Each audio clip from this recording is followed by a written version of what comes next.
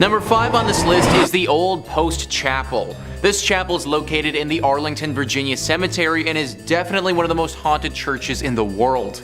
The Arlington Public Library writes, the Old Post Chapel was commissioned by Major George Patton Jr. in 1933 when he toured the chapels on the grounds of the Walter Reed Hospital.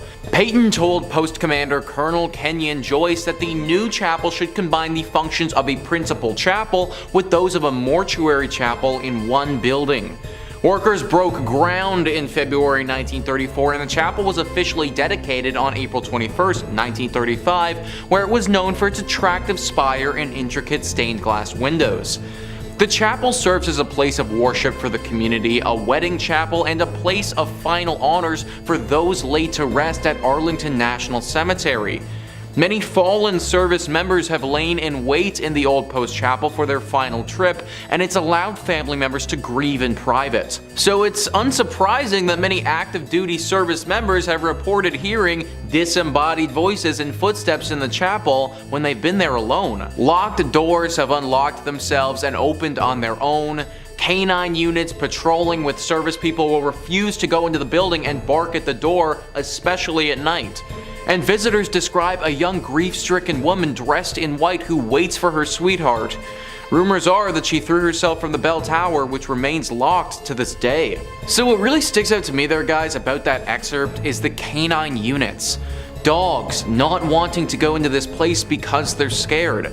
You ever notice how animals can get skittish when a big storm is coming or something like that? Well, they sense these things and they pick up on stuff that humans just don't. I personally imagine that they probably have a similar ability with spiritual presences or anything of that nature. Also, considering how many people have been laid to rest here, it's no wonder why this place would be as haunted as people are claiming it to be. If you're going, then definitely pray before entering, but don't be scared to just avoid it altogether either. Number 4 on this list is the Abbaye de Mortimer. This abbey was a whole thriving community at one point, but now it's a total ruin of its former self. For the purposes of this video, we're going to be zeroing in on the place of worship that they had at this spot and looking at how haunted that is. And let me tell you, it's pretty freaking haunted. In the 15th century, this place was booming and one of the brightest communities in France. It really looked like it was on the come up. But fast forward 200 years later and things had really fallen off. Greed had taken over and the men who were in charge were far more interested in their personal gain than the growth of this place. People started leaving and things started to wear and tear with time. Eventually there got to a point where there were only a handful of monks still there living under the leaky roof of this abbey.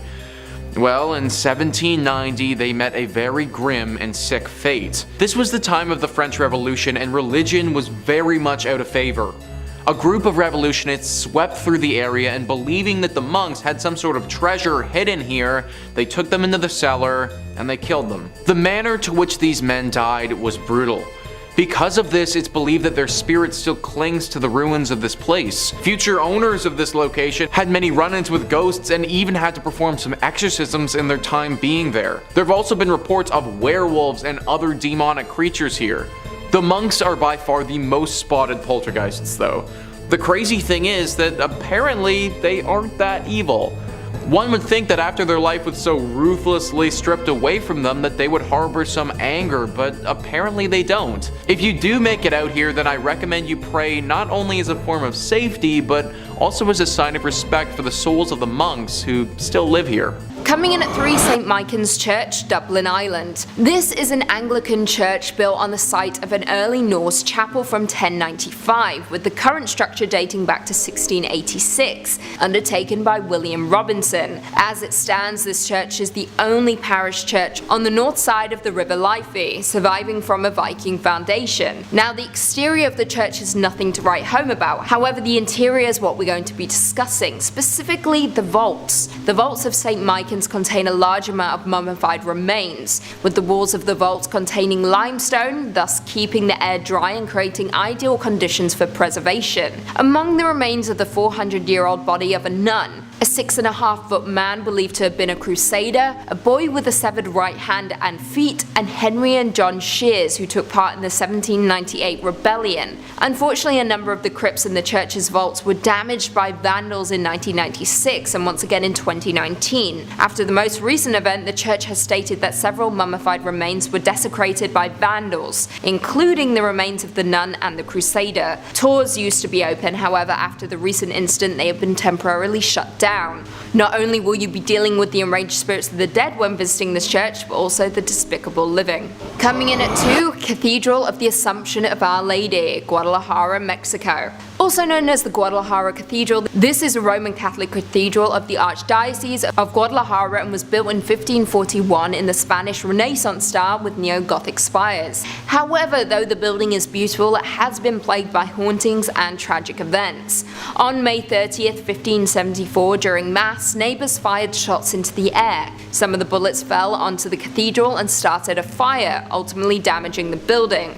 A second tragic event struck in 1818 when an earthquake shook the city, causing the towers and dome to collapse. The cathedral was of course repaired, however it continues to be in danger. It was damaged by earthquakes in 1932, 1957, 1985, 1995 and 2003. However, outside of natural disasters, the cathedral also has a ghostly side to it. One of the most popular attractions is of course the Crypt of Archbishops, which is truly chilling. However, more chilling still are the mummified bodies on display there, with one dating back to the 1700s, which belongs to a child that was killed for converting to Catholicism. Some visitors to the cathedral have claimed that they have seen her eyes blink and have witnessed her hair move. Very spooky indeed. And finally, coming in at number 1, St. Thomas Anglican Parish of Mulgoa, New South Wales, Australia. Designed by Reverend Thomas Mackison and built from 1836 to 1838, this church is incredibly striking with a Gothic revival design and is said to be one of the most haunted churches in not just Australia, but in the world. Though the church is youthful in appearance and located in a semi-rural area, it is hiding an incredibly dark and tragic history. Legend has it that 2 young boys died in a fire in the bell tower of the church after a prank went horribly wrong. Since that fateful day, any kind of light, even candles, anger the spirits of the boys' restless spirits. According to a Facebook group, Haunted Places of Sydney, they say, I quote, "There's an urban legend that claims that if you drive laps around the church at night, the headlights of your car will switch off, and if you continue, the car will stall." However, it isn't just the church's legend that is creepy. The surrounding cemetery is also filled with monuments that date back almost 200 years ago. With monuments that date back almost 200 years, adding to the creepy factor. As of right now, the church is owned by Anglican Church Property Trust and was added to the New South Wales State Heritage Register on April 2nd, 1999. In at number 5, we have the Chapel of Ease. Located on St. Helena Island, which is part of the British Overseas Territories, we have the Chapel of Ease. During the colonial period, Chapels of Ease was constructed by farmers as a house of worship because their farms were located so far from the churches. This one was built using tabby construction between 1742 and 1747 and served the island farmers who were members of the Parish Church of St. Helena. It was once known as the White Church, as the combination of oyster shells and lime caused the structure to appear to glow white. Services came to a halt at the chapel after it was heavily damaged in a forest fire in 1886. The church was virtually abandoned when the farmers evacuated the island in the fall of 1861. During the federal occupation of St. Helena, the church was used frequently by several of the northerners who had come to the island to educate and train the freedmen. It was also used as a sanctuary by Methodist freedmen as early as 1868. To this day, the church is empty, left just as it was the last day of service. There have been many reports of hauntings in the chapel from explorers visiting the abandoned building. To start, the atmosphere of the church has been described as heavy, creepy, and hushed with the passing of time, while some visitors have even reported hearing whispers, prayers, and singing coming from the interior of the chapel. Others claim to have heard names being shouted in the silent burial ground and from the surrounding forests. Others have also said to have witnessed a lady shrouded in white walking among the tombstones with her family.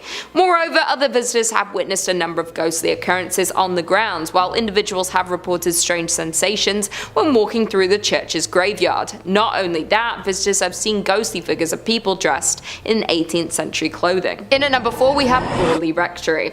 Established in 1862, the building was originally built as a house for the residences of the parish rector.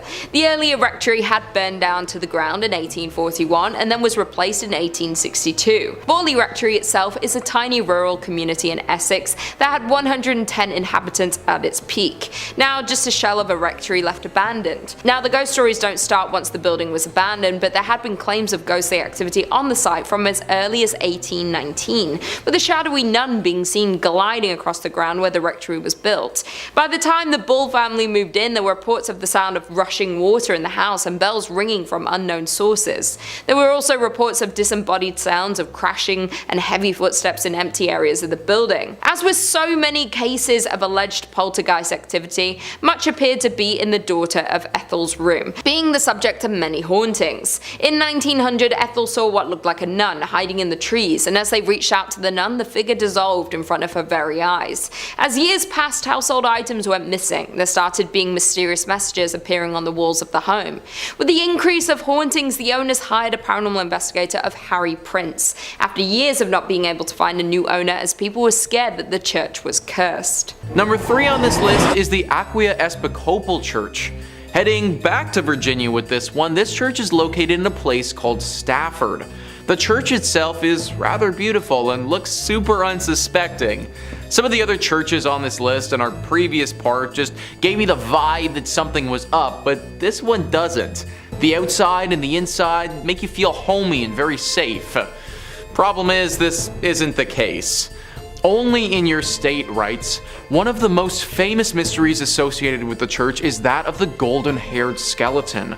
No one knew about the death of the woman who was murdered inside Aquia until her skeleton was later discovered in the belfry, and her hair was later discovered in the belfry, and her hair was still intact, just as blonde as the day she died. At the time, the church had lost funding due to the Revolutionary War, and that might have been the reason why no one discovered her body until later. The event seems equally tragic and mysterious. It's been said that bloodstains from the murder remained on the floorboard for nearly 100 years until it was replaced altogether with concrete. Not so surprisingly, many ghost stories worked their way through the community after the skeleton was discovered. Many parishioners refused to set foot in the church after dark. In the 1900s, people decided to seek evidence of hauntings for themselves. Many returned with chilling tales of having encountered an unfriendly presence. Even today, there's plenty of paranormal activity associated with the church grounds. Many visitors have reported hearing footsteps running through the graveyard accompanied by the sound of a violent struggle.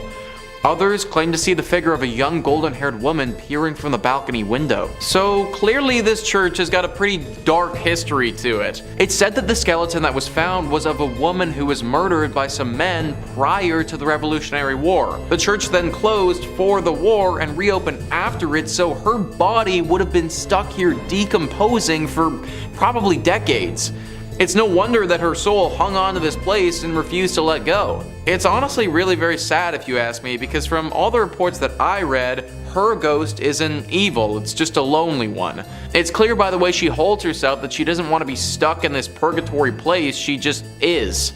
Similar to our monks, you should pray as a sign of respect before entering this church if you do ever go. Number 2 on this list is the Borley Rectory. This is sometimes referred to as the most haunted place in all of England, so it definitely deserves a spot on our list. The rectory, which for those who don't know is a Church of England, was built in 1863. For a bit over 50 years, nothing out of the ordinary or spectacular happened here. It was just a normal rectory. The horror stories didn't take place until 1929. A journalist named V.C. Wall was with a photographer in the woods nearby the rectory taking pictures one evening when they saw the weirdest thing. Apparently from the outside, the rectory looked as if it had a light on within it, but the second that you walked inside, that light disappeared.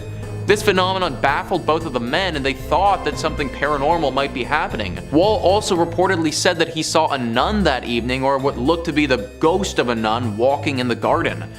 After they told people about this story, some ghost hunters came forward and provided an explanation. Back in the 1300s, there was a monastery here. At this monastery, a monk had a relationship with a nun. This was found out and resulted in deadly punishment for both people. The nun got it particularly bad though because she was bricked up alive in the convent walls and left there to die. The story from VC Wall brought this place to the public's attention, but apparently ghost stories have been told here from long before as well. Sightings of paranormal creatures have been seen and talked about dating back before the rectory was even built on this land.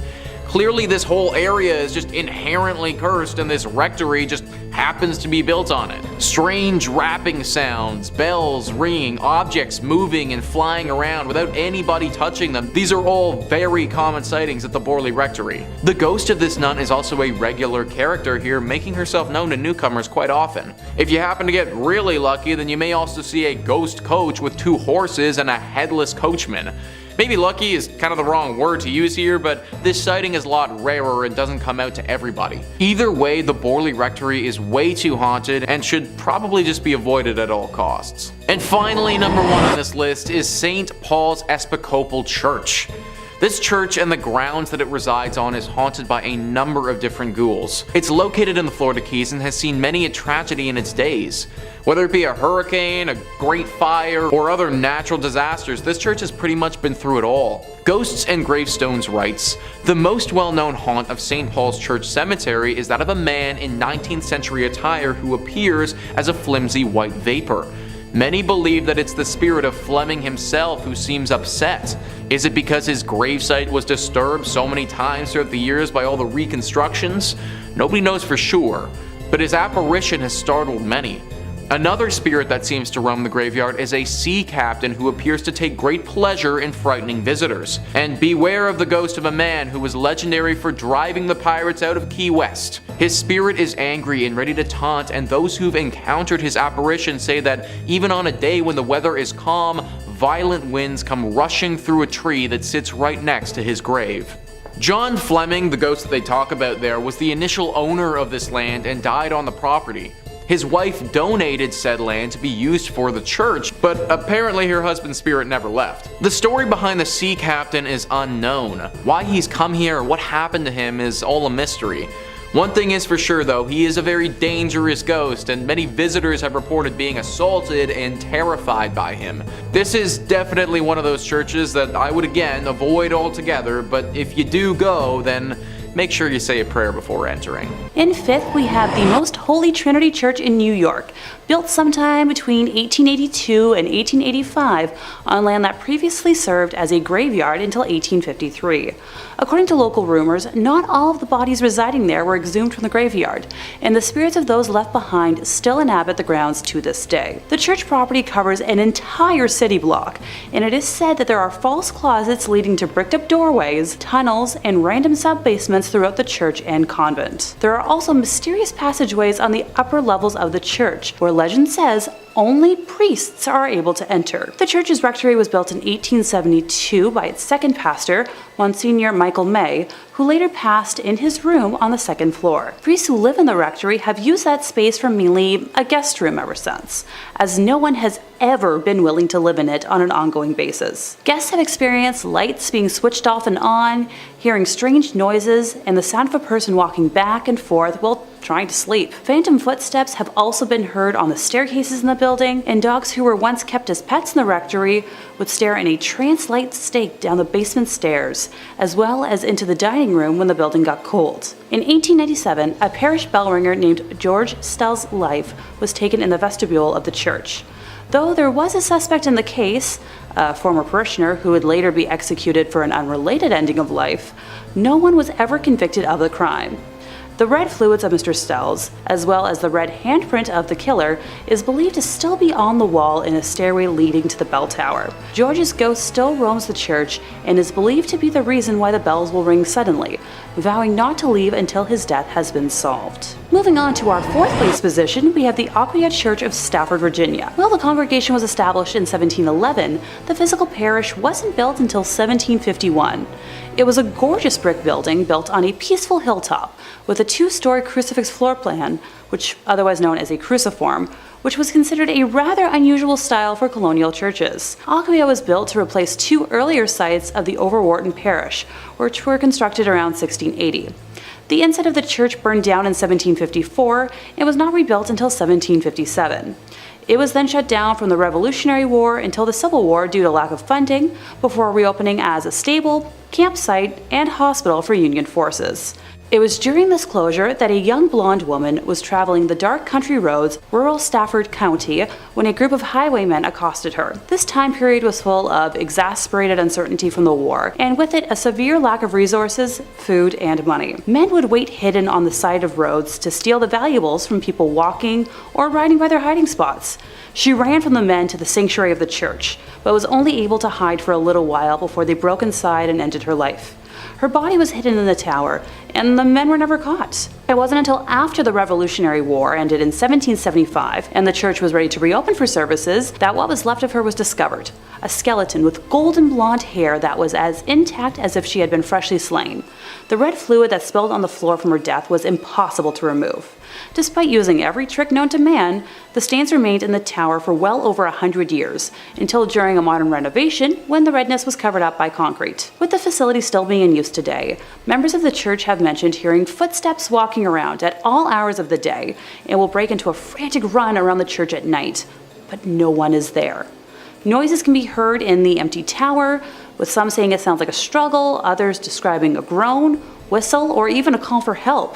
Many have also mentioned seeing a transparent woman in the church's windows, on the balcony, or even in the graveyard, dubbing her Blonde Beth after the hair of the skeleton. In the 1900s, brave people would try to stay overnight at the church, but were chased away by what they described as an unfriendly presence. A custodian working in the graveyard saw a ghostly woman's face floating above the graves, while another man saw a woman smiling at him through the balcony windows before she vanished. In the middle of this creepy sandwich, Number 3 on this list is the Church of Agia Theodora of Vasta. This church is located in Greece and is one of the most unique churches you will ever see. Sticking out of this tiny Byzantine church's roof is 17 holly and maple trees. These are sizable trees as well and grow over 30 meters tall. There are 2 versions of how this church got its ghostly presence, and they're described well by Greeker than the Greeks. They write, coming from a family of only girls, Theodora, to save her father from having to join the army, disguised herself as a boy and joined up. Not long after joining the army, a local girl, believing Theodora to be a boy, and when Theodora, for obvious reasons, rejected her, the girl, out of revenge, claimed she was pregnant by Theodora and demanded they be married. For reasons known only to Theodora, she did not reveal her secret, which could have saved her, and refused to marry and was consequently put to death. Version 2 is more or less the same, only this time, Theodora, again disguised as a boy, joined a monastery as a monk. Why she didn't save herself trouble and join a nun's monastery is not known, but anyway, a nun from a nearby monastery fell in love with the monk Theodora, the ending then being the same. Before her execution, Theodora prayed, "Let my body become a church, my blood a river, and my hair the trees." On the very spot where Theodora was executed, a spring gushed forth and grew to become a river which still exists today, as the river which flows beneath the tiny church. So guys, if that legend holds true, then not only is this church haunted by a ghost, but the actual church itself is a ghost. This whole thing was made up by the spirit of Theodora and therefore is basically a living church. Locals have said that because of this reason, the water that flows through this river has some exceptional healing properties and can cure many ailments. Considering this church may actually be the spirit of a person who has passed, I highly recommend saying a prayer before you enter. Number 2 on this list is the Templo Mayor ruins. So a church is typically defined as a place for Christian worship, but if we loosen up the definition a little bit and just make it a building or landmark where people would have worshipped higher beings, then the Templo Mayor ruins can certainly qualify. This temple is one of the most haunted places in Mexico, and for good reason. Gaurav Gupta writes, "This archaeological site in Mexico has a blood-soaked past. It is a haunted Aztec civilization site that has made its presence felt through the time. Around 4,000 people were brutally killed to please Aztec gods. The priests would cut out the beating hearts from the victim's chest and then throw their lifeless bodies on the stairs of the Aztec temple. Aztec's last emperor made his last stand against invading Spanish armies before he was tortured and killed. This Aztec is now a museum, and tourists report strange, sensational feelings and sightings of shadow figures." 4,000 people were likely sacrificed here. That is just an insane number of people to have died over the years. Not to mention the fact that a battle took place here and that would have caused more loss of life in great numbers. Needless to say, the spirits of those that passed have never really left. Glowing orbs are always spotted at this place, especially in the evening. Some people have also felt contacted by the dead before. Like they go into a deep trance and get a vision of something to come or something happening in a totally other life. From my research, they've had a hard time explaining it, but they know that something paranormal has touched them. Some locals have even noted a bright light flashing up into the sky at this place before. It happens very infrequently and doesn't seem to have any rhyme or reason to it, but every now and again you can spot a beam of light blast into the sky. I don't think it's unbelievable to think that this place is deeply haunted with all of the death that's happened here. From my reading, it seems to be decently safe to visit if you go during the daytime, but I'd still say a prayer to those that were lost here. And finally, number 1 is the Chapel of the Dead. This one is really interesting because it's actually a crypt underneath a big church. The Chapel of the Dead, or the Capuchin Crypt, is located in Italy and it's underneath the Santa Maria della Concenzo dei Cappuccini Church. This church is located in Rome and was built in the 1600s. The church itself wouldn't be haunted if it wasn't for the 3,700 skeletal remains that are found underneath it. Yeah, that's right folks, this Chapel of the Dead has a bunch of dead in it. The remains of these dead are everywhere along the walls and represent different rooms of this underground chapel. There are 6 different rooms that comprise this chapel, and they are as follows: Crypt of the Resurrection, the Mass Chapel, Crypt of the Skulls, Crypt of the Pelvises, Crypt of the Leg Bones and Thigh Bones, and Crypt of the 3 Skeletons. Crypt of the Pelvises, guys, that's an actual thing. I feel like I don't need to go into detail about what sort of remains hang along the walls in that room, but yeah, that's an actual thing. And listen to what Wikipedia writes about the last room, the Crypt of the 3 Skeletons. The center skeleton is enclosed in an oval, the symbol of life coming to birth.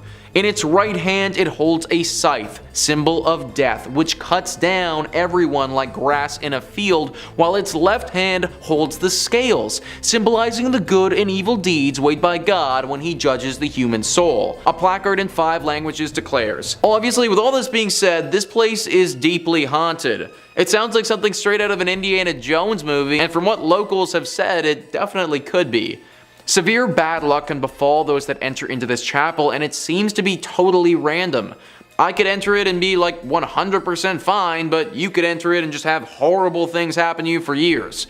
It's a really interesting place to read about, but definitely not the sort of place I'd recommend visiting. Coming in at number 5, we have Oradour Church in France. Located in central France, a few miles from Limoges lies a now abandoned town called Oradour-sur-Glane. The town is now filled with empty houses, train lines that are out of order, and a sign of tragedy. With roadside walls pocked with bullet holes, fire marks, scorching stone houses, the church roof has gone through some massive explosion. This tragedy happened on June 10, 1944, when Adolf Dieckmann received information from members of the Vichy regime that SS officers had been captured and were being held by members of the French resistance at Oradour-sur-Vaires. Dieckmann led his team to Oradour-sur-Glane intent on revenge. Whether he went to Oradour-sur-Glane instead of Oradour-sur-Vaires on purpose, or whether he mixed up the 2 towns because of the similarity in their names, is something we will never know. The men of the village were quickly rounded up, then herded into a variety of surrounding barns and garages, as the women and children were confined to the local church.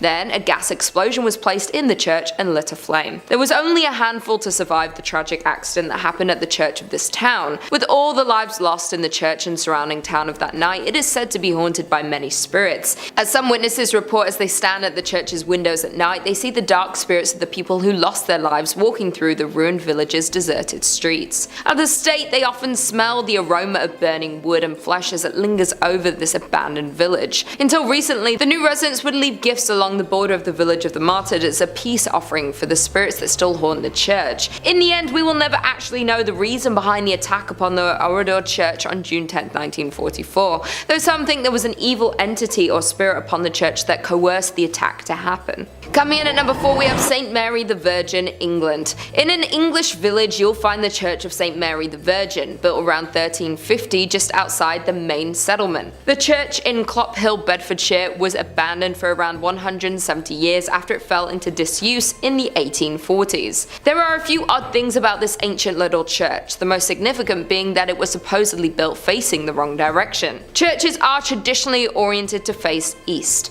the direction from which the sun rises, which in the Christian religion is associated with the location of heaven and the return of the Messiah. Churches are positioned with the altar facing east so people will pray in that holy direction. Some have claimed that because St. Mary the Virgin Church faces away from God, it thus opens its doors to hell. Indeed, the church has a long history of reported hauntings and supposed satanic rituals. The 14th century church was reportedly used for satanic rituals in the 1960s. As rumor has it, bones were dug up and arranged in satanic patterns. A paranormal investigator has speculated that some kind of black magic was performed at a church in Columbkille, making it one of the most haunted places in Bedfordshire. The investigator explained that there's definitely something strange going on at the church, and this personal view is that it's down to black magic practices held there. He explains that he has also had many people confess the terrifying experience that they've had with the church. One filmmaker told the investigator that he saw a dark shape that was extremely tall coming towards him. The filmmaker and his colleague ran when he felt something grab his arm, even though he couldn't see anything. Once police arrived to the scene, instead of laughing the claim off, they congested that they've spent a lot of time guarding the abandoned site, as many people experienced the same thing. Over the years, many people have reported seeing strange things near the church, from mysterious hooded monks to tall dark figures. Number 3 on this list is Nidaros Cathedral. Located in Norway, this is referred to by locals as the most important Norwegian cathedral and also the most haunted. Taking a look at this thing on the outside, it's certainly very beautiful, but also gives me some serious haunted vibes. And those vibes are well founded. The church was finished being built in 1300 and is directly in the center of the city of Trondheim. It's certainly been around for a large part of Norway's history, however the hauntings at this church have been pretty recent relative to how long it's been around. It all started in 1924 when Bishop Mary Gleditsch saw something pretty scary and gruesome. The ghost of a monk who had a massive slash directly across his neck. This monk has been spotted haunting the church ever since, but the weird thing is, nobody knows why. Historians have combed through Norway's history and can't seem to find a time that any order of monks would have stayed at this church. Now at the end of the day, this doesn't mean that having a ghost monk is impossible by any means. It's totally possible that a singular monk just happened to be at this church for some reason and through some tragedy died, or by the nature of that cut was potentially murdered. Whatever his reasoning for being there, he certainly is. Many visitors have spotted him and some have said that they've seen him playing the organ in the church before. I personally can't imagine stumbling upon a monk whose throat is totally cut playing the organ. This is definitely one that deserves a prayer before entry. Number 2 on this list is St. Louis Cathedral. So we already talked about the Lady of Guadalupe Church, but the only reason that church even exists is because of the St. Louis Church. Also located in New Orleans and arguably more haunted than the previous one. This church is interesting because one could argue that it's been around a lot longer than the other New Orleans one, but that also isn't necessarily true. That's because this is actually the 4th church to go up on this spot. 3 previous times the church that was here has suffered serious damage that caused it to get replaced. One was from a hurricane that swept through the entire area and totally knocked the church to the ground. One was by a raging fire, and one was simply by wear and tear of being around for so many years. It was during one of the times that this place was in disrepair that other church was built. Along with these incidents, it should also be noted that the church used to be used to bury some of New Orleans' prominent figures. So when you walk through this church, you're literally walking over a ton of graves in the process. Through the deep history this church has, it's no wonder that ghostly sightings are a regular here. Perhaps the most famous ghost associated with St. Louis Cathedral is that of Père Antoine. Père was a Spanish Capuchin friar at the St. Louis Cathedral. He arrived in New Orleans in 1774 and was named pastor. His generosity and kindness to the people of New Orleans made him very popular. He was well liked by all of New Orleans. His death on January 19, 1829 was met with a somber and mourning city. He was laid to rest inside the St. Louis Cathedral 3 days after his death. Since his death in 1829, the ghost of Père Antoine has been seen in St. Louis Cathedral by an untold number of people. His ghost is easily recognized as there's a portrait of him inside the cathedral. It seems as if the ghost of Père Antoine especially likes to show himself around the holiday seasons. Commonly, the ghost of Père Antoine is seen near the altar and on the balconies. So guys, what I just read is from an article written by Ghost City Tours describing how serious this haunting is at this church. Apparently, Père Antoine isn't the only ghost either, but people have reported seeing the ghost of another pastor and some other apparitions of what looks to be people from the 1700s. Clearly, something about a New Orleans church is very attractive to the paranormal. And finally, number 1 on this list is the Abbey of the Black Hag. This church would be a tad bit difficult to pray before entering because there isn't too much left to enter. It's located in Ireland and is a ruin of its former self. The story starts many hundreds of years ago when this place was referred to as St. Catherine's Augustine Abbey. This place was established in 1298 and was pretty great right up until the last abbess took over. It's said that this woman practiced witchcraft here and brought great evil to the others that lived here and those nearby. Pope Martin V caught wind of this and ordered the immediate closure of this place. Everybody left, except for the witch. She stayed here completely by herself, practicing magic all day and all night. Eventually, through her consistent spell practicing and probably the fact that she never bathed ever, her skin blackened to such a degree that people started referring to this place as the Abbey of the Black Hag.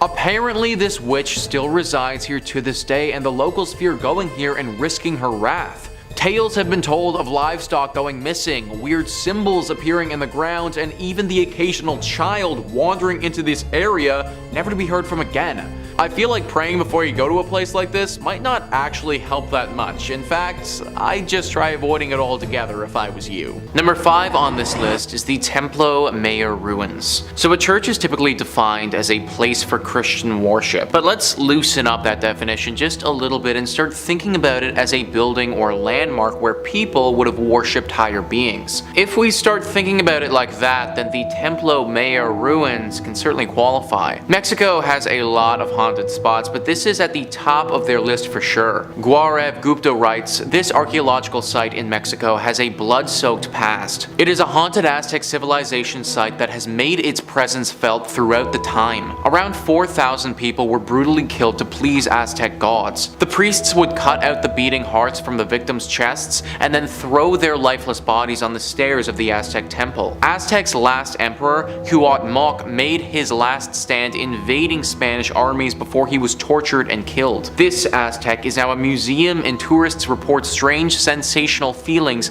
and sightings of shadow figures. 4,000 people were likely sacrificed here. That is a truly absurd amount of sacrifices. Then throw on the fact that a great battle took place here, and you end up with so much death. Needless to say, the spirits of those that passed have never really left. Glowing orbs are always spotted at this place, especially in the evening. There have been reports of these glowing orbs touching the people and transporting them to the world of the dead. They go into a hypnotic state and can't move, sort of like what happens to people in the latest season of Stranger Things, if any of you have watched that. They have a very hard time explaining what has happened to them after the fact, but they know that it was the dead. This is accompanied by a giant beam of light that flashes into the sky. There is evil here, there just has to be. All of the death that has transpired over the years has left a horrible stain on this place, and evil has congregated here. No one knows what type of evil or what spirit is behind this, but just know that this is a scary place that you should probably avoid. Number 4 on this list is the Nes Church. Nes Church is a Norwegian church that is no longer operating. It's a collection of ruins now and a very popular spot for ghost hunters. The ghost hunters have discovered that electronic equipment, or your standard cell phone, isn't going to do so hot in this church. For whatever reason, the second that you bring anything like that in, it just completely shuts down. If one wants to have an electronic device here, then it needs to be specifically made to withstand strong spiritual energy. The most popular myth surrounding the ghostly presence that resides here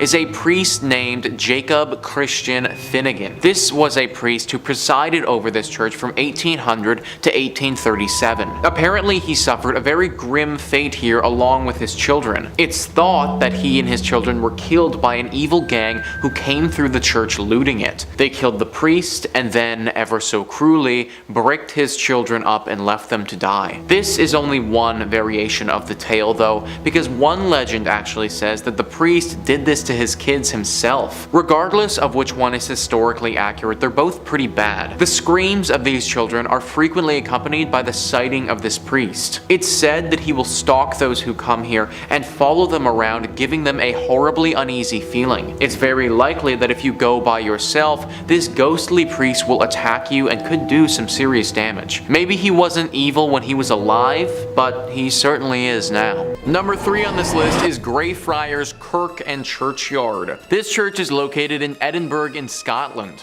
History Hit says, with the kirk tracing its origin to 1598 and the graveyard dating back even further to the 1560s, Greyfriars Kirkyard Churchyard in Edinburgh is said to be one of the most haunted religious sites in the world. Known for body snatching and violent ghosts, the famously fearsome site has even been referred to by Scottish poet Robert Louis Stevenson. The site's most famous ghost is Mackenzie poltergeist George Mackenzie, who is known during his lifetime as a ruthless persecutor of Scottish Covenanters, a Presbyterian movement in the 17th century. His spirit was reportedly released in 1999 when a homeless man looking for somewhere to sleep broke into his final resting place, the Black Mausoleum. Next to this mausoleum is the former Covenanters prison, which housed some 1,200 members of a failed anti-government revolution in 1679. Only 257 prisoners came out alive, with the remaining dead sent to haunt the churchyard. This church is haunted by so much negative energy that people around the area believe it's actually attracted the devil. Basically, all of this evil has gotten the devil's attention, and it's possible that one of those evil spirits that's hiding out is the devil in disguise. It's also believed that the devil may have released all of these demonic spirits to keep people away from this place, as he's doing something sinister.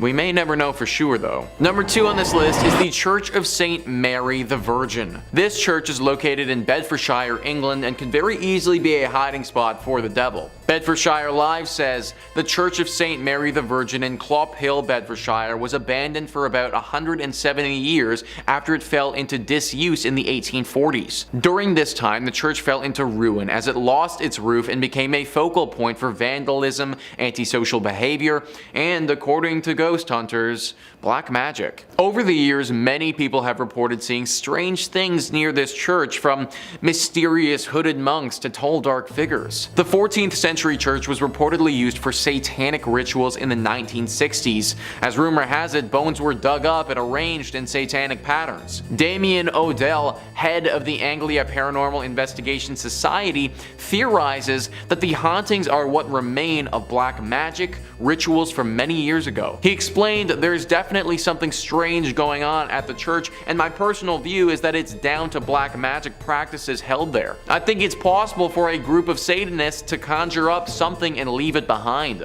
A sort of guardian or elemental. He added, if this is the case, it certainly does its job because it frightens the living daylight out of people. Other theories speculate that it's haunted because it's facing the wrong way. Churches traditionally face east, the direction from which the sun rises, which is associated with the location of heaven. However, because St. Mary the Virgin faces away from God, it's said to have opened up its doors to hell. Many locals have thought that this church is the literal church of the devil because of all the sightings and the fact that it's facing towards hell rather than where it should be facing. Even if it isn't the devil that is here, it's clear that there is some sort of demonic presence for sure. Personally, I would avoid this church at all costs if I was you. And finally, number 1 on this list is Egg Hill Church. Egg Hill Church is one of the creepiest and scariest churches on this list, and it's for good reason. The church is located in Pennsylvania and has seen a horrifying atrocity committed there in the past. Before I even get into the tragedy that went down here, let's just take a look at this place and how creepy it is. It's this small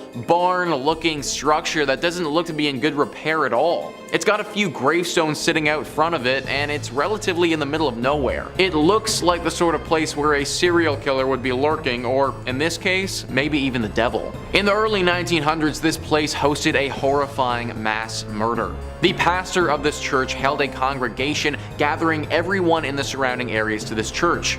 When they were all inside, he chained the door shut and murdered everyone. He wasn't just interested in his visitors though, because right after he was done with that, he took his own life as well. This was obviously a major shock to the community when it happened, but even to this day, it's left people baffled. The pastor apparently never showed this sick and sadistic nature in his character before, and this act of terror came out of thin air. That's why people have speculated before that he may not have been acting by himself. It's very possible that it was him in the flesh but not in the mind, that his body was simply acting as a vessel for the devil or another spirit as they did this. To this day, locals avoid this place and claim that there is a dark force that haunts it. Maybe it's the devil just sitting, waiting in this church for his next helpless victim to wander inside. Number 5 on this list is Rosslyn Chapel. Rosslyn Chapel is located in Scotland and is arguably the most haunted church in that country. This chapel has a ton of ghostly legends surrounding it that lead to the lore of its hauntings. The Rosslyn Chapel actually writes themselves. In July 2006, a group of actors were rehearsing in the chapel for a play they were about to do at the Edinburgh Festival. One said that he saw a fairy-like figure in the grounds of the building. Another was locking up the chapel at the end of the rehearsal.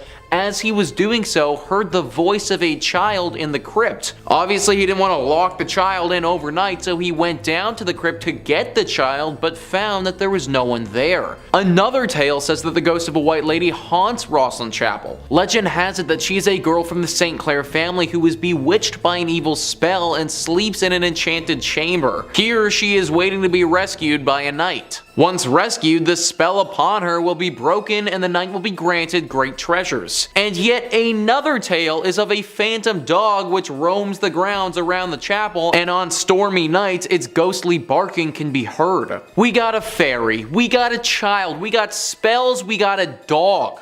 This chapel has everything that a paranormal lover could ever want. They also didn't mention in that article about the ghosts of the monks that supposedly lived there. This used to be an area where a bunch of monks would meet while they were alive, and it seems as if their ghosts have never left. And the crazy part about all of this is that nobody knows why this church is as haunted as it is. Most places that are tied to spirits have some sort of horror story to go along with them, but there really isn't anything here at all. I suppose it's possible that this church just happened to be built on an area where tons of spiritual energy has gathered. Hit me in the comments down below what you guys think happened to this place to get it like this, cause I'm honestly stumped. Number 4 on this list is the Nes Church. This church is located in Norway and is no longer functioning. It's actually a collection of ruins now and a very popular spot for ghost hunters. The ghosts here are very interesting and unique. It seems as if they have a strong connection to electronic devices, because whenever anyone brings an electronic device to this place, it will immediately stop working and start flashing uncontrollably. If one wants to have an electronic device here, then it needs to be specifically made to withstand strong spiritual energy. The most popular myth surrounding the ghostly presence that resides here is of a priest named Jacob Christian Finnegan. This was a priest who presided over this church from 1800 to 1837. Apparently he suffered a very grim fate here along with his children. People believe that at some point a gang of thieves came to this place and murdered him. Along with his death, they took his children and bricked them up in the church, leaving them there before ransacking the place and taking any valuables. An even darker version of the legend says that the priest did this to his children himself and then promptly hung himself in the church for the locals to later find. I'm not too sure which legend is the true one, but either one would have left their dark mark behind. The screams of these children are frequently accompanied by the sighting of this priest. It's said that he'll stalk those who come here and follow them around, giving them a horribly uneasy feeling. At this point, the church is nothing but a ruin of its former self, and considering the ghostly presence that's waiting for you, I just avoid going altogether. Number 3, Monaster Nagayal Duff.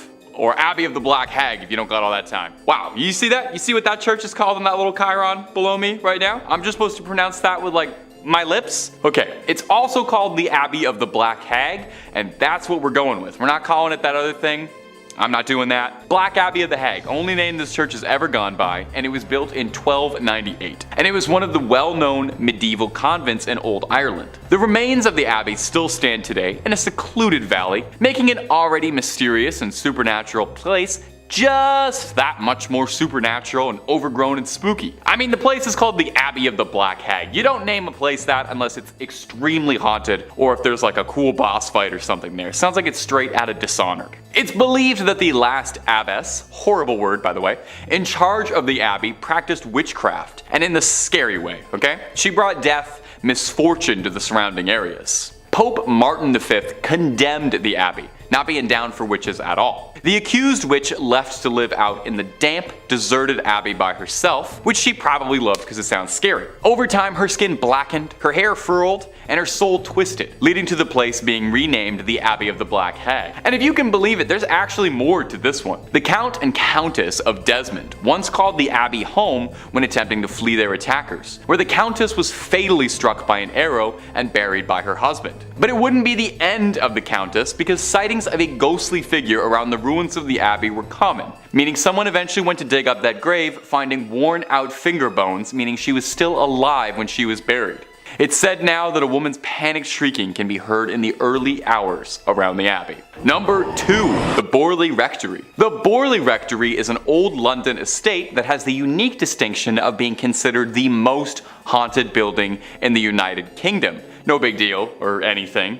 Almost immediately after its construction, stories of hauntings started to creep out. One of the first local legends says that in the 12th century, a priest and a nun had a naughty little affair, and when they were discovered, the nun was bricked up and left to rot in the nearby church. Since then, they say that her spirit roams the rectory. In 1900, 4 daughters of the then estate owner all said that they saw a nun wandering around the estate late at night. They tried to talk to her, but got no response back, just a scary ghost stare. The family claimed they'd see this nun around the property, and on one occasion they thought they saw the spectral apparition of a horse-drawn carriage with a headless rider, some real Sleepy Hollow stuff. From there on, there was all these reports of bizarre sounds or strange shadows creeping out the corner of your eye. In 1927, the estate changed hands, as the original family owning the estate had all passed on, and a new family, the Smiths, had moved in. Shortly after, they discovered a human skull in the cupboard in a brown bag.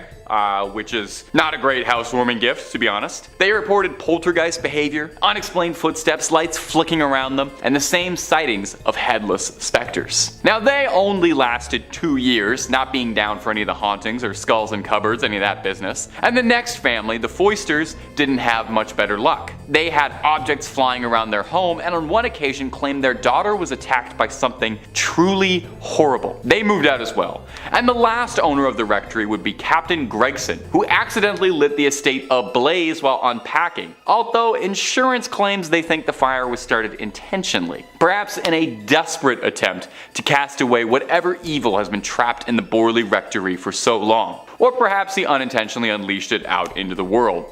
Time will tell. At number 1, Mortimer Abbey. Mortimer Abbey is a monastery in the forest of Lyons, France. A real old church built in 1134 on marshland, near the stagnant water of the drainage lake. The monks dug it out to try and dry the marshy land around the Fulbrock stream, which was called the Dead Pond.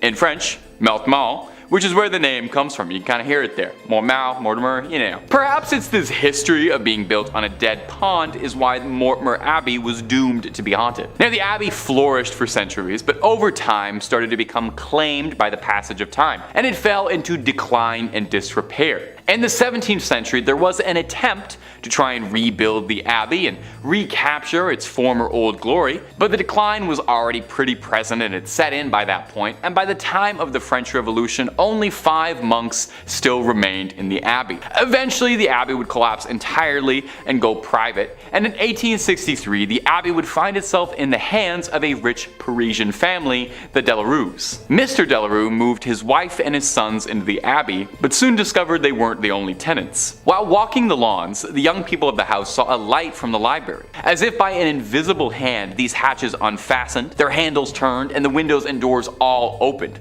The paintings on the inside inside of the abbey turned themselves around and steps thundered out into the halls, and nobody moved out immediately after. I would have started looking for new real estate right then and there. But one night the young Delarue, Charles, had his fiancée over to come see the estate that would become her new home in marriage. She was offered the guest room, but found herself terrified during the night when she couldn't sleep because she was too busy being tormented by mysterious sounds and objects around the room that were hurling themselves around, being possessed by something. Having had, quite frankly, enough, like I think any of us might have, the young suitor announced she would never live in this house, called off the entire marriage, and hurried back to Paris tout de suite, where there were plenty of handsome young men asking her hand in marriage who didn't live in old haunted estates, okay? That's the message to take away from this. Get the love you deserve, and the love you deserve is not in a haunted house. Number 5 on this list is Halstatt Karner. Halstatt Karner is one weird church, man, let me tell you. I'm all about unique and cool decorations, but human body parts?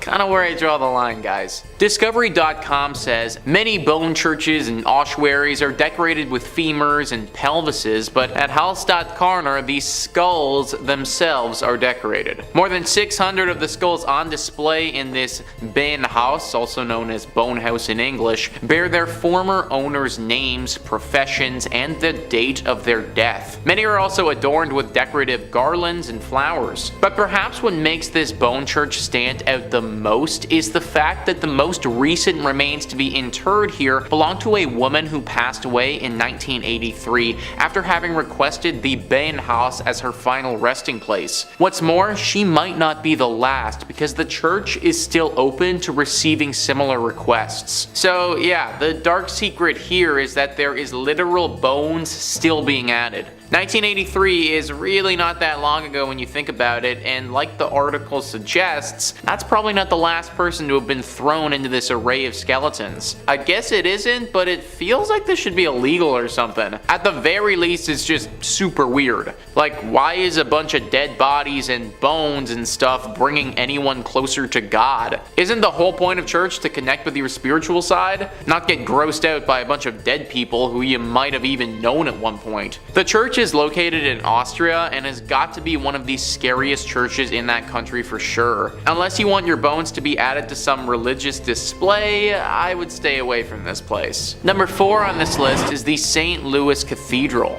a beautiful church like many on this list, which is riddled with spirits. The list first says, like the city it serves, the St. Louis Cathedral in New Orleans is a font of strange myths and legends. Originally built by the city's French rulers, the modern cathedral wasn't completed until the 1850s. According to lore, the ghosts of the old structure came along for the ride. One of the cathedral's better known ghosts, Père Dagobert, was an 18th century priest. Dagobert was renowned for his kindness, especially his willingness to treat the poor and terminally ill. During the 1760s, several members of his congregation decided to revolt against the city's new Spanish rulers. The mainly French and Creole rebels successfully pushed the initial Spanish force out of the city, but a larger force later managed to claim New Orleans for the Spanish king. Infuriated by the earlier rebellion, Irish-Spanish governor Alejandro O'Reilly decided to not only execute the rebels, but also leave their rotting bodies on the doorstep of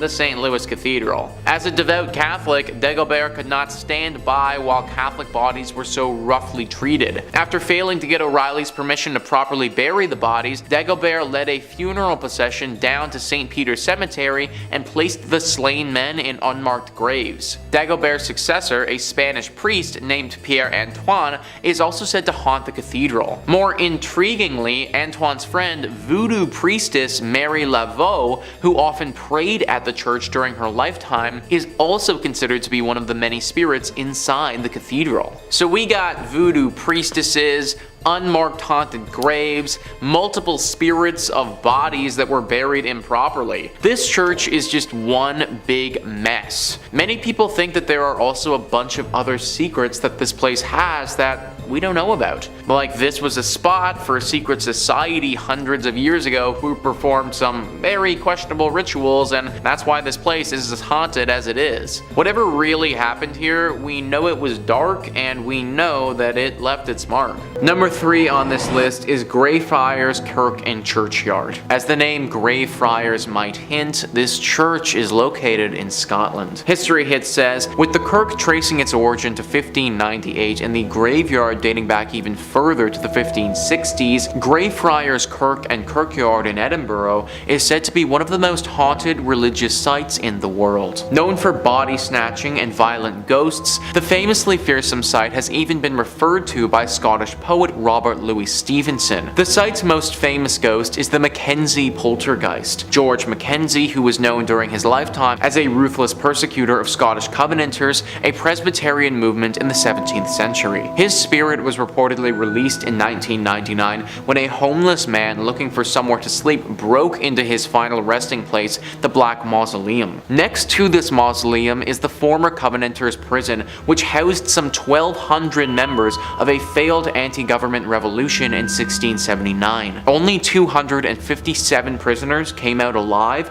with the remaining dead said to haunt the churchyard. The negative energy that surrounds this church is said to be so strong that it's attracted some pretty powerful beings. The devil is the one being that people associate with this place. Some believe that this church is actually a secret lair for the devil, that these other demonic spirits are working to keep us away from this place so the devil can fulfill his evil agenda. If this is the case, then I think that we should do as the devil wants and leave it alone. Number 2 on this list is Borley Rectory. Built in 1863 in England, this is one of the most famous haunted churches in the world. We can thank the personalities of Ed and Lorraine Warren for bringing it into the spotlight, as they had quite the experience at this church back in the day. The horror stories began back in 1929. A journalist named V.C. Wall was a photographer in the woods nearby the rectory taking pictures one evening when they saw something very strange. From the outside, the rectory looked like it had a light on, but if you walked inside, it was all dark. Wall also saw the ghost of a nun that evening walking around the graveyard looking as eerie as you may expect. After they told people about this story, some ghost hunters came forward and provided an explanation. Back in the 1300s, there was a monastery here. At this monastery, a monk had a relationship with a nun. This was found out and resulted in deadly punishment for both people. The nun got it particularly bad though, because she was bricked up alive in the convent walls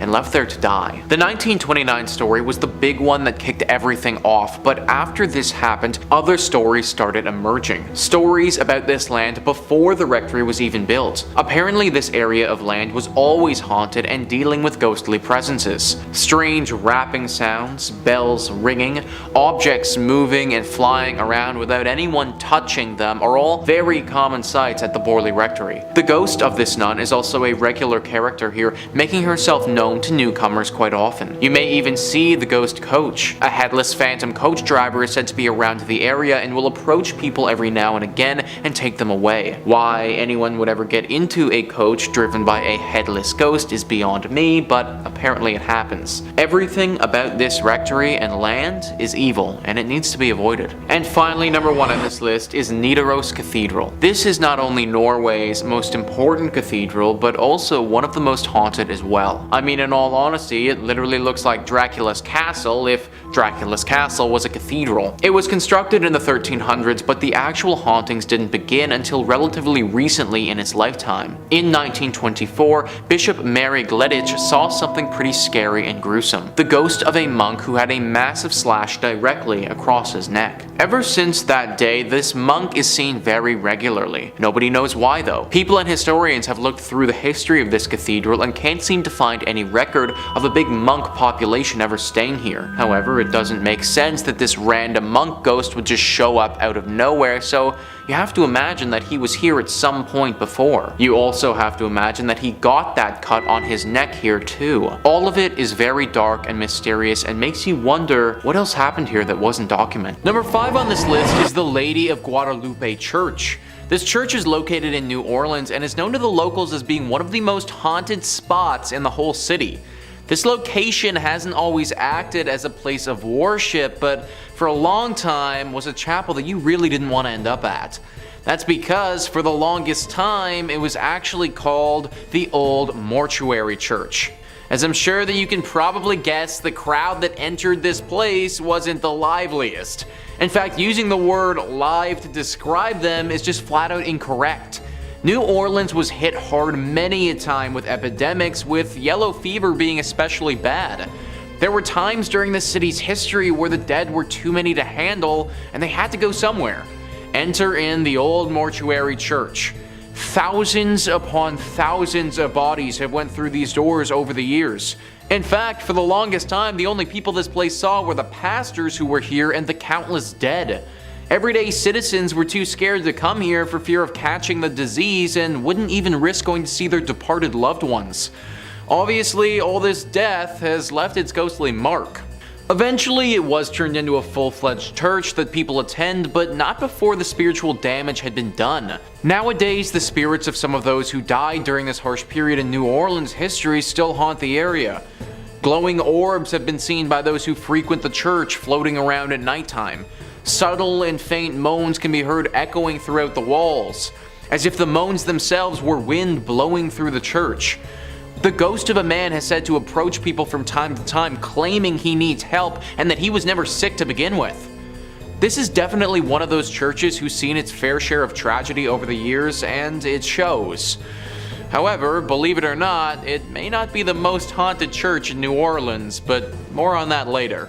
Number 4 on this list is St. Helena's Chapel of Ease. This chapel is located in South Carolina and is a ruin of its former self. A website all about Beaufort, South Carolina writes, "The chapel was destroyed in a horrendous forest fire that happened after the Civil War. Today, the ruins of the chapel and a graveyard remain. The vault still remains out of order to this very day. The planters left St. Helena with the arrival of Union forces in 1861, and the church never regained its stature. Some stories relate that Union soldiers used it for services during the war, as well as Northerners who came to the area after the war to educate and train the former slave population. The door of the Fripp's vault was ruined by the soldiers, and at some point it was decided to brick up the entrance. According to the story, workmen did a very good job of sealing the vault, only to return the following day to find the bricks removed and neatly stacked beside the mausoleum. This had occurred many times. Convinced that the supernatural was at work, the job remained unfinished. Local authorities had assured that no one had been in the area the previous night long enough to complete such a task. Today, the vault remains empty. The door is half sealed by bricks. One might find the experience of looking into the vacant vault more than a bit unsettling, if not downright eerie. Ever since that moment, regular ghostly sightings have been reported here. A woman dressed in 18th century clothing carrying a child through the graveyard is one of the most frequent apparitions that takes form. People have also talked about hearing people singing here even though they'll be completely by themselves. Usually these songs sound like church songs and are quite beautiful actually. Also, just a general feeling of uneasiness has been reported at this spot very often. This place clearly has a very strong spiritual presence, and I'd highly recommend giving a prayer before entering it. In at number 3, we have Most Holy Trinity Church. The Most Holy Trinity Church can be found in Williamsburg, Brooklyn. With the present-day church is the third church built upon the grounds and was established in 1885. The church is known to be built on a site that had been a cemetery prior to being a church. Legend has it not all of the bodies were removed from the cemetery, and that the souls of those who remain continue to inhabit the site. Not only that, but a number of people have mysteriously died while praying in the church since its doors first opened in 1885. Thus, those souls are also said to roam throughout the church building. Because of this, the lights in the church have also been known to go on and off without any reasonable explanation. At night, it is said that voices and the sounds of people walking back and forth can be heard in the building. It's been reported that priests who live in the rectory have continued to reserve the space as a guest room ever since the haunting started, as no one has ever been willing to live in it on an ongoing basis. Guests report having heard strange noises and the sound of a person walking back and forth while trying to sleep in the room. Fans and some footsteps have also been heard on the staircases in the buildings, and the dogs who were once kept as pets in the rectory would stare in a trance-like state down the basement stairs, as well as into the dining room when the building got cold. With the number of souls trapped in the building and scary ghost stories throughout the years, it's hard not to believe that this church is cursed by the devil. In at number 2 we have the Abbey of the Black Hag. The Abbey of the Black Hag lies in the centre of the West Limerick in Ireland. It has been a source of paranormal and archaeological intrigue for centuries. It is named after Catherine D. O'Connell and was originally thought to be 13th century due to Vatican records. However, it may be 100 or so years older than this. St. Catherine's Augustinian Abbey was one of the few medieval convents in Ireland during the 1290s. Pope Martin V closed the convent after the locals were terrified of one nun practicing black arts and witchcraft within the abbey, which is known as the Black Hag Cell. Due to the black magic performed on the grounds, it said that it brought bad fortune to the local population. The malevolent abbess was left to live out her days in the damp, deserted abbey. Due to the depraved conditions and her twisted practices, over time her skin blackened to such a degree that it gave rise to the local name for the convent, the Abbey of the Black Hag. While it's said that one ghost that haunts the convent is the Countess of Desmond, who was buried alive under the church's altar.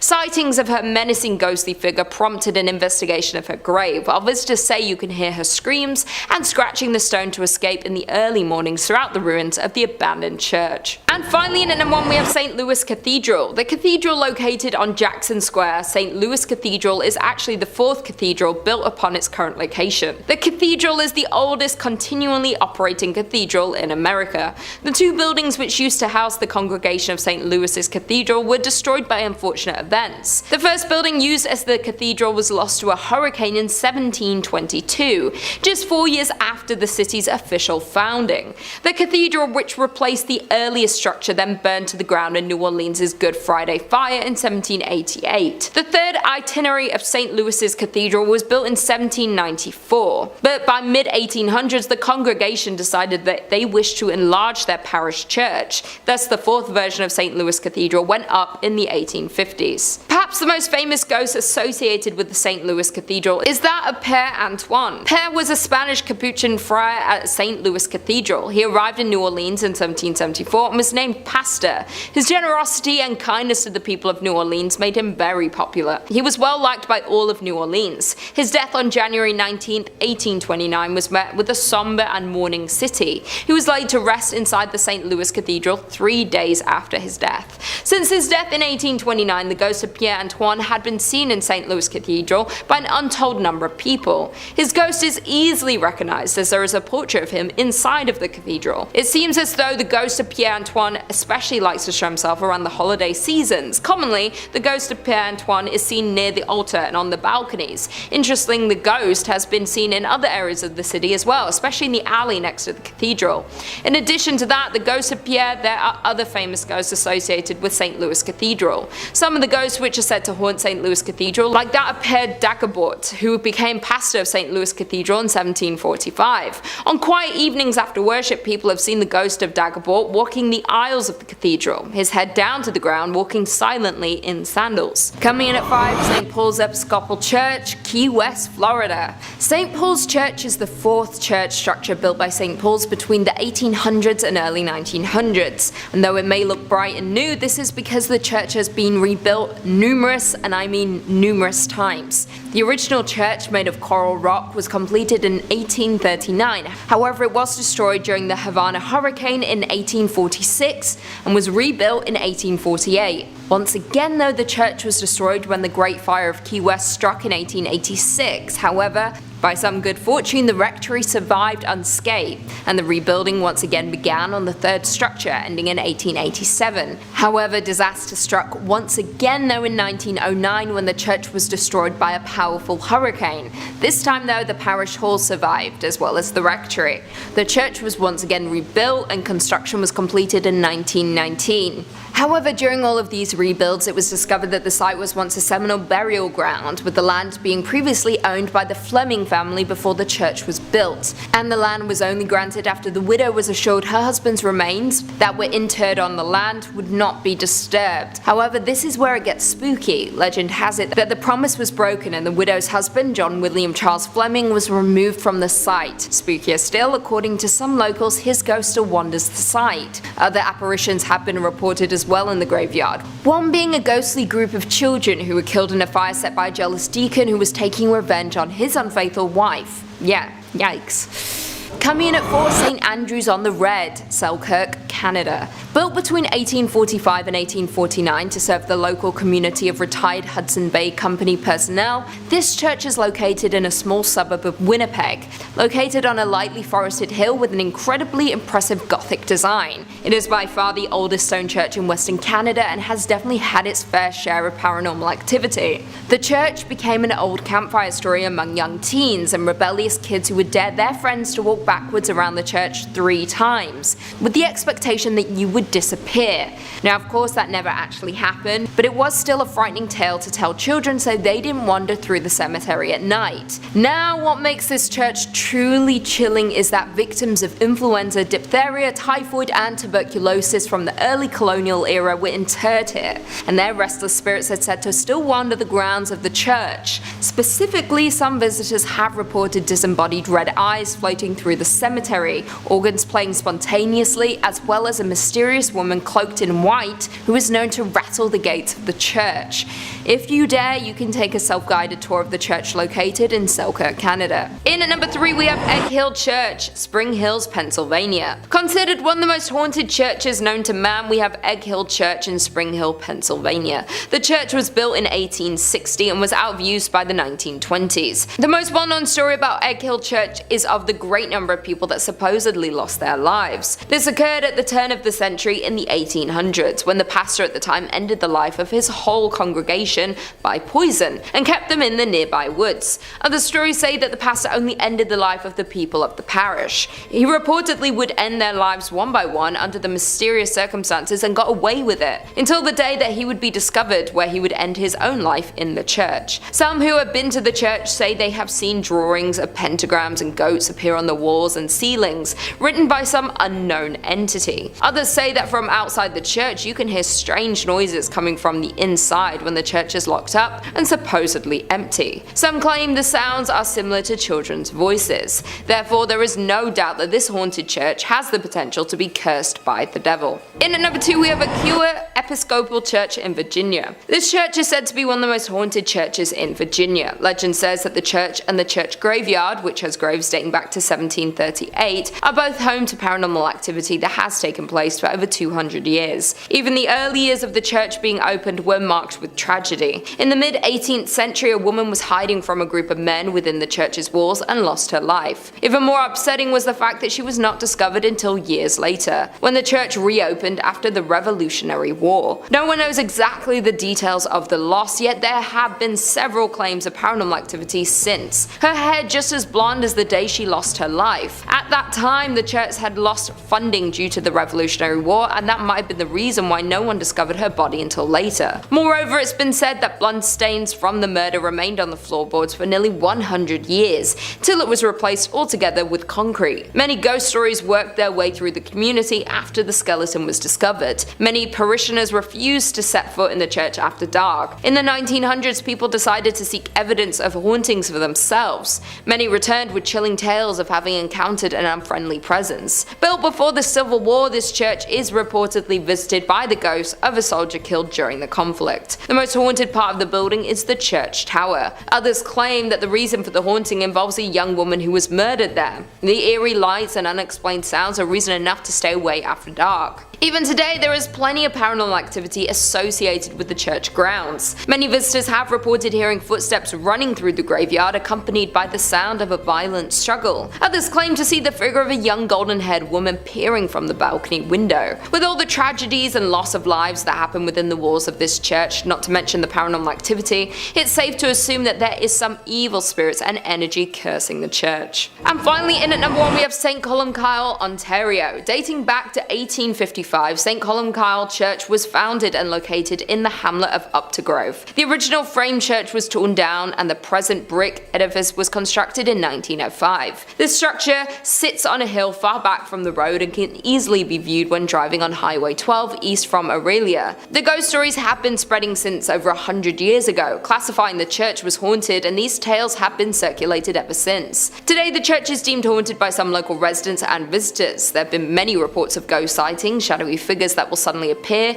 creaking doors and eerie music that will play randomly from the organ. There have also been numerous reports of shadowy sightings of a figure wearing a black hat that floats through the choir area, creating chills for those who had observed it. Mysterious candlelight has been seen flickering from the windows on stormy nights. Many believe the spirit responsible is that of a former priest who, according to legend, pledged to complete a specific number of sermons, though he lost his life before he was able to attain that number. Now some churchgoers say he is returning to fulfill that promise. Number 5. St. Mary the Virgin Church. Clophill, England. I gotta say, that sounds like it's a fake place, like where Sir Topham Hatt lives. Well, not only is it real, but it's home to a bone-chilling haunted church, St. Mary the Virgin Church. Now, St. Mary was built in 1350 outside the main settlement of totally real place Clophill. Traditionally, churches are built facing the east. I didn't know that. It's so it can align with the sun rising, which in Christianity is associated with heaven and the Messiah. Churches have their altars facing east, so you pray in that holy direction.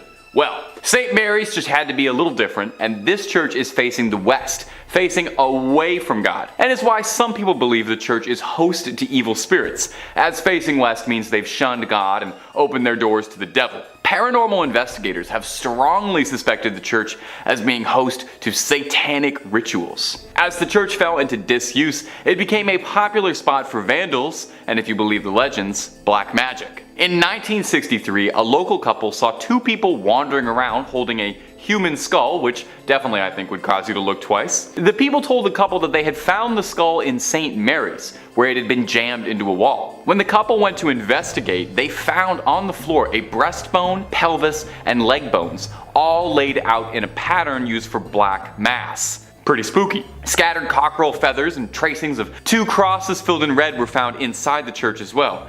And as if that wasn't slightly unnerving enough, they also found that 6 graves of women in particular had been tampered with as well. All signs seem to be pointing towards some dark rituals happening at St. Mary's Church. Common sightings at the St. Mary's Church range from smaller scale things like strange screeching during the night or hearing the bell going off despite being long abandoned, and the more threatening reports seeing tall, dark figures wandering the ruins of the church, perhaps getting themselves ready for another ritual, or perhaps they've been contacted by a ritual and are arriving. Only thing I know is I won't be checking out the midnight mass there anytime soon. And if you're interested in way more scary stories of all manners, cryptids, conspiracies, churches, hauntings, aliens, we've got a little bit of everything at Top 5 Scary. So click on through, find something to get cozy with, and subscribe, and make sure you hit that bell so you catch all of our videos as they drop. But do all that stuff at the end of this one, okay? Because we got way more haunted churches for you coming right up. Number 4. Our next entry on the list today is going to be the Aquia Episcopal Church. And if you haven't said that, try saying that 10 times fast. I dare you. Located in picturesque Stafford, Virginia. The church has 200 years of history to it, which means it's also got approximately 200 years worth of ghost stories to study. When the church was first built way back when in the 18th century, it was stained by an unfortunate tragedy. You see, the surrounding areas were exhausted by war and the lack of resources, food, and money, and as such, brigands would take to the dark country roads to attack innocents during the night for whatever they had on them. Well, one young woman was hiding from a gang of highwaymen and marauders and sought out the church as a safe haven. Unfortunately, the bandits eventually caught up with her and she met an untimely end. Now, these men were never caught for their crime, and her body was not found for hundreds of years, left there to rot and decompose. And many believe that because of this, her spirit is tied to the church. And there have been several reports of hauntings ever since the discovery of those accursed bones. Visitors mention hearing footsteps frantically scattered around at night. These footsteps break into a run, but if you go searching, you'll never be able to find anyone attached to them. Voices can be heard in the room where she was attacked, some saying it sounds sounds like a call for help or a painful scream of a struggle. Some go so far as to say they saw a transparent apparition of the woman in the church's windows or on the balcony. One story comes to us from a custodian who worked the graveyard shift there in the 1990s, claiming that he saw a ghostly woman's face floating above the graces, and says that he saw her smiling at him through the balcony windows before she vanished. One last one on this church. In the 1990s, to celebrate the bicentennial anniversary, the church sent out an invitation to a group of Civil War reenactors to fight a mock battle on its ground. During the night, one of the reenactors was complaining that there was a red and orange light that was flickering the entire night during the church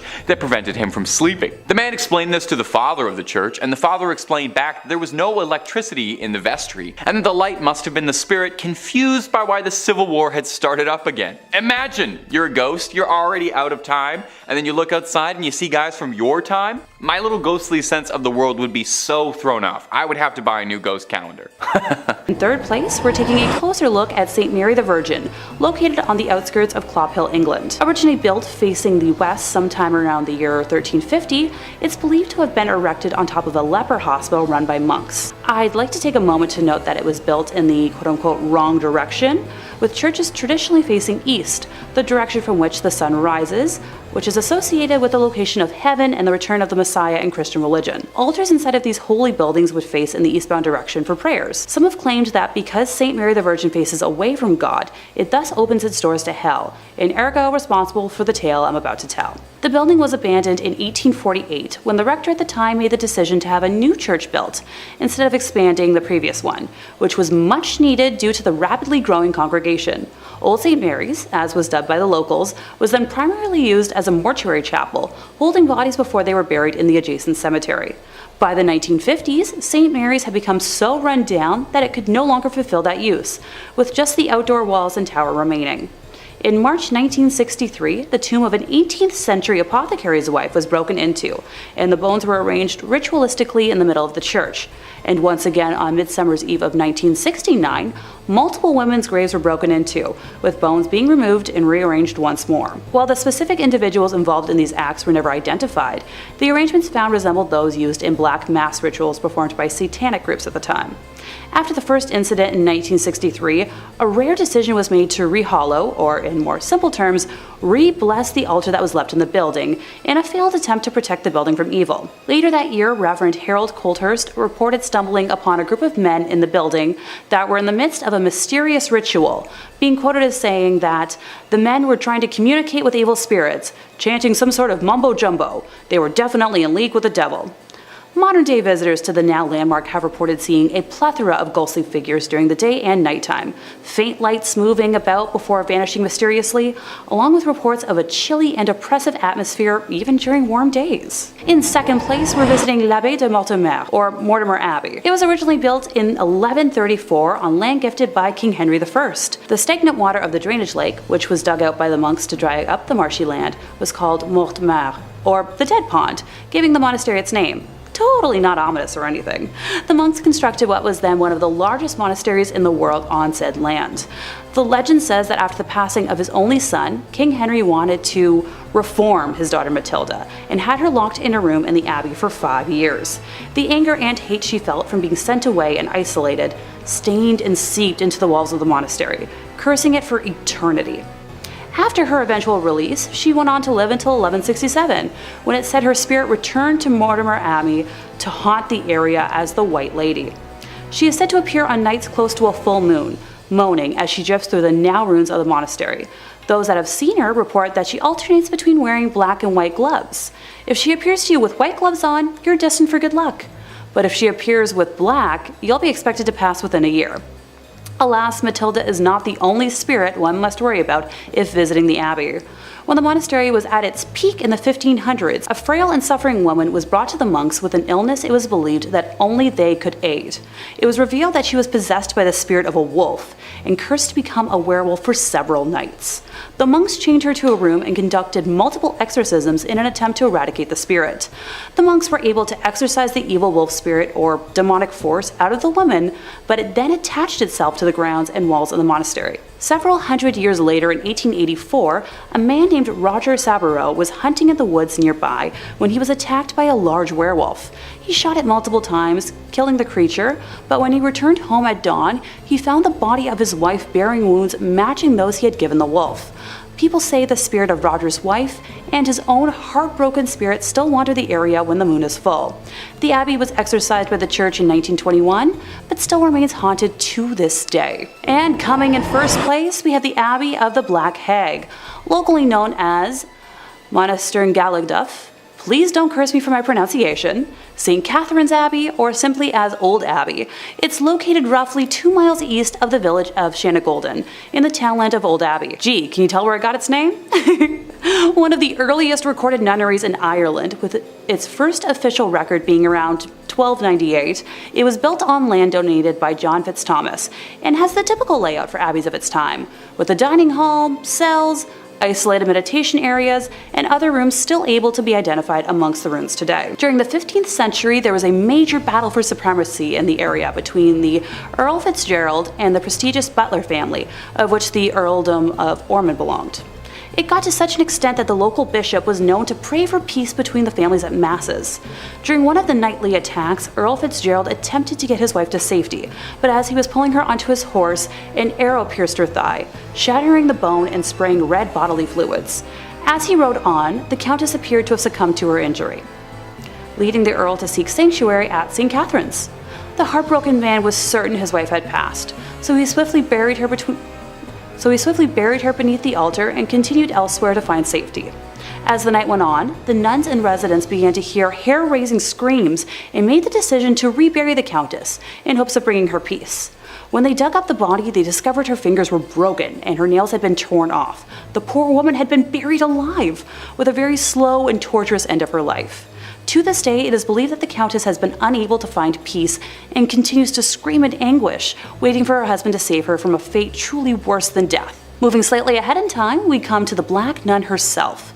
Described as one in the order that wasn't content with being humble, helping others over herself, and the servitude to God, she instead craved power. The hag had her own cell, where she worshipped Satan and performed black magic, becoming a slave to the occult. This was the highest form of blasphemy in the church, and the other nuns in the order fled the abbey, while the hag remained in her now house of darkness. To complete her rituals, the Black Nun would venture into the local community and perform depraved, lewd acts and offer sacrifices, with bones of young community members later discovered on the grounds. In modern times, visitors have reported seeing the dark, shadowy figure of a nun wandering, the feeling of being constantly watched, and a disembodied hand reaching towards them. It has been reported that flashlights cannot function in the nun's cell, and modern batteries drain too quickly to have any sort of rational explanation. Number 5 on this list is the Borobudur Temple. Borobudur Temple is located in Indonesia and is frankly extremely beautiful. It's located on the island of Java and is one of the biggest Buddhist temples in the entire world. It truly looks like something from a legend or from something directly out of an Indiana Jones movie. Now, it was built many hundreds of years ago, between 780 AD and 840 AD during the Selandria dynasty. There's a lot of lore that surrounds this temple and a ton of mystery. Located in a very remote location, it kind of got forgotten about for several hundred years. Then in 1970, it was almost rediscovered by UNESCO, and it was decided that they would try and rejuvenate it to its former glory. Now, during the process of rediscovering this beauty, they also rediscovered the darker side of this place, which has people believing, at least at one point, the devil may have been hiding here. Gruesome visuals etched into the interior of this temple depicting some just horrible things. Torture, beheadings, displays of sheer violence that I can't get into detail on YouTube about. Some awful drawings showing what would have gone down here at one point in history. Also, along with these acts of violence, some drawings that seem to point to the presence of the devil. Drawings looking at potential rituals that would have been performed in honor of this devil. People worshipping the devil and praising him, all of that. Nowadays, it's pretty understood that this place no longer hides the devil. But for several hundred years, it's very possible this could have been a bit of a stronghold for either the devil or another evil spirit. Number 4 on this list is the Chernobyl Church. Now, I imagine a lot of you have heard about Chernobyl before, the devastating accident that went down in Ukraine back in 1986. If you aren't familiar, then basically a huge nuclear power plant exploded, which caused the worst nuclear accident the world has ever seen. It killed 31 people right off the bat, and then several more over the years from radioactive poisoning. That area where the blast occurred has been closed off to the public, and rightfully so. It's literally still radioactive to this day, and if people were to go into the 20-mile radius that's closed and then proceeded to stay there for an extended period of time, they would certainly feel the negative effects of doing so. All of this has left for a very creepy abandoned city vibe that looks like something straight out of the apocalypse. Most of the buildings here are horribly worn down and starting to fall apart. After all, it's been over 30 years and no one has looked after them at all. Which is why it's very strange to see the church in this village still in perfect condition. Recently, somebody entered into the radiation zone and went into this church. They were shocked to see that the church itself on the inside was still in perfect form. Even though everything around it has been hit hard with decay, this building still remains how it was. Why? Well, the person taking these photos didn't know, and they didn't stay too long to find out. Apparently, after entering, it wasn't long before they started to feel a very ominous presence. Something deep and dark and sinister lurking here, not wanting to be found. As if entering the church woke whatever this thing was from its slumber, and it wasn't ready to be woken. This individual got out of there as fast as possible and didn't want to investigate further, but it got me thinking that this church might be hiding the devil. A horrible accident occurs where tons of people perish. The whole city gets abandoned and no one can come into this area for over 30 years. And this one flimsy little church is still totally intact and looking pristine. It seems a little bit too suspicious for me. If this is the case and this church is hiding the devil, then we can take it a bit further too. Now the real question comes out about how the Chernobyl accident really went down. Maybe the devil, or whatever demonic creature is living in this church, had some role to play. Number 3 on this list is Egg Hill Church. This church was home to one of the worst tragedies a church has ever been host to. I've never been a real churchgoer myself, but from my understanding, love, life, spirituality, all of this is supposed to be in the air when you go, and the whole reason for doing so. Death and hate and violence, that's all supposed to be left at the door. Pennsylvania's Egg Hill Church didn't quite do that. Instead, they invited death into the church on one particular Halloween night. Many years ago, the whole community gathered into the church on Halloween. The priest passed around bread and wine as is customary, but this bread and wine was a little off. In fact, it was very off. So off that everyone who had it died. It was poisoned. It's unknown whether the town had collectively decided to end their lives together that night or if this was all the priest's doing, but either way, tens to hundreds of people's bodies lay lifeless on the ground when it was all said and done. Now, what are we left with? Well, the ghosts of all of these people, obviously. Even worse than that, the spirit of this evil priest still lingers here too, and apparently, he isn't done with the living. He's said to be very dangerous and wants to drag visitors down with him and take their life. This whole story is pretty much as dark as you can get, and it's no wonder the place is totally messed up today. Number 2 on this list is St. Nicholas Church. Hey, it's me. It just so happens that my church is haunted by a dozen spirits. Great. List first says St. Nicholas Church is practically haunted by default. That's because the village of Pluckley, its home, is reputably the most haunted locale in all of England. The Kent village is home to the Watercress woman, who occupies the Pinnock Bridge, and to the ghost of a schoolmaster who committed suicide in front of his pupils. According to a conservative estimate, Pluckley contains no fewer than 12 active spirits. The church itself is said to be the home of both the beautiful ghost of Lady Daring and the Lady in Red, a ghost who searches the adjacent churchyard for her lost baby. The ghost of a former miller who worked in the area is also said to haunt the churchyard in search of a long-lost love. Also, the ghost of a monk at nearby Greystone's house is also said to be seen during the night. Finally, visitors to St. St. Nicholas have reported seeing lights in the church's windows when no one was inside. So we have another church with just a plethora of horrible things. Someone taking their own life, a missing a man who has lost his loved one. My question is, why did all of this happen at this one church? Like, what really caused all of this to transpire in the first place? Are we just supposed to believe that it's all coincidence, or is there actually something more afoot here? I think that's the real secret, and sadly, I don't know if we're ever going to be able to find the true answer. And finally, number 1 on this list is St. Andres on the Red. Just that name alone, on the Red. Like, of course this place had to have some dark secrets. List first says St. Andrews on the Red, completed in 1849, is located in the town of Selkirk, which is more or less a suburb of Winnipeg. It's the oldest stone church in Western Canada, and it may be the region's most haunted thanks to the spirits of former plague victims. Other apparitions are said to populate the church's graveyard. Eyewitnesses have reported seeing a ghostly man clad in black and a mysterious woman in white. Also, a disembodied pair of red eyes have startled the visitors in the past, while a ghost car has been noted not far from the church's main entrance. If you're thinking about visiting the church or graveyard, be wary. Those who've claimed to have seen the various apparitions also reported having terrible nightmares the following nights. Most of these nightmares apparently involved the gates of the cemetery, which rattle even though no hands are seen shaking them. Some people can't shake these nightmares either. The occasional individual will have these persist for months or even years. I'm sure that the architecture and natural beauty is nice and all, but